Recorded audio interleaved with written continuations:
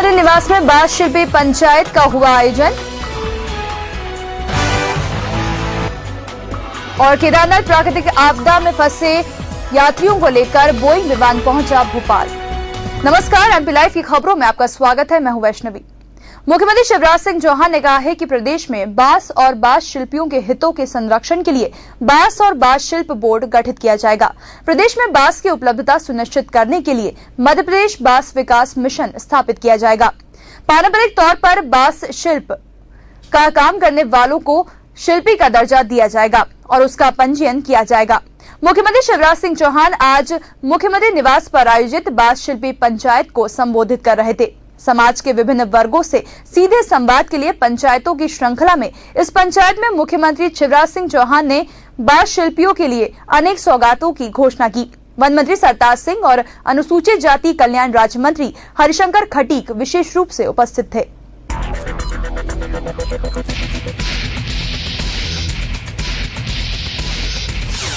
केदारनाथ में प्राकृतिक आपदा में फंसे मध्य प्रदेश के तीर्थ यात्रियों के पहले जत्थे को लेकर बोइंग विमान आज शाम भोपाल पहुंचा।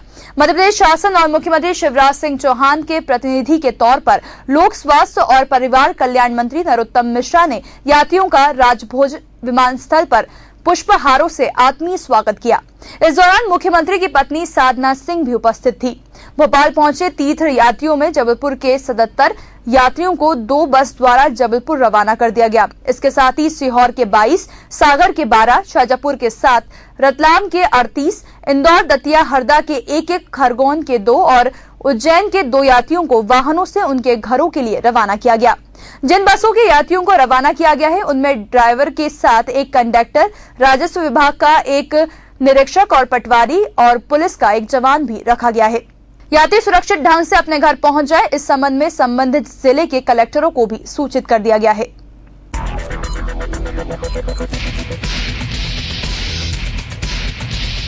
मध्य प्रदेश विधानसभा के 8 जुलाई से प्रारंभ हो रहे 12 दिवसीय सत्र के लिए शासकीय विभागों द्वारा की जा रही तैयारियों की आज यहां मंत्रालय में समीक्षा की गई।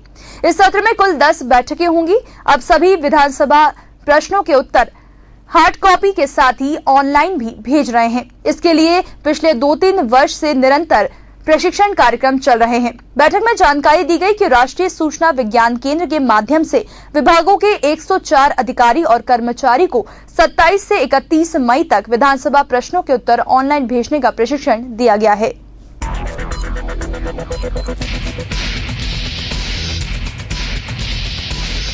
राज्य शासन ने युवाओं को खुद के रोजगार स्थापित करने में मदद के लिए 1 अप्रैल 2013 से लागू मुख्यमंत्री युवा स्वरोजगार योजना में संशोधन किया है। संशोधन के अनुसार 50,000 तक की परियोजना के लिए 5वीं कक्षा और 50,000 से ज्यादा की परियोजना के लिए न्यूनतम 10वीं कक्षा उत्तीर्ण होना आवश्यक है। इस संबंध में नोटरी द्वारा सत्यापित शपथ पत्र प्रस्तुत करना होगा। 50,000 रुपए से 5 लाख तक की परियोजना वाले आवेदन पत्र के साथ कोटेशन और विस्तृत परियोजना प्रतिवेदन संलग्न करने की बाध्यता नहीं होगी।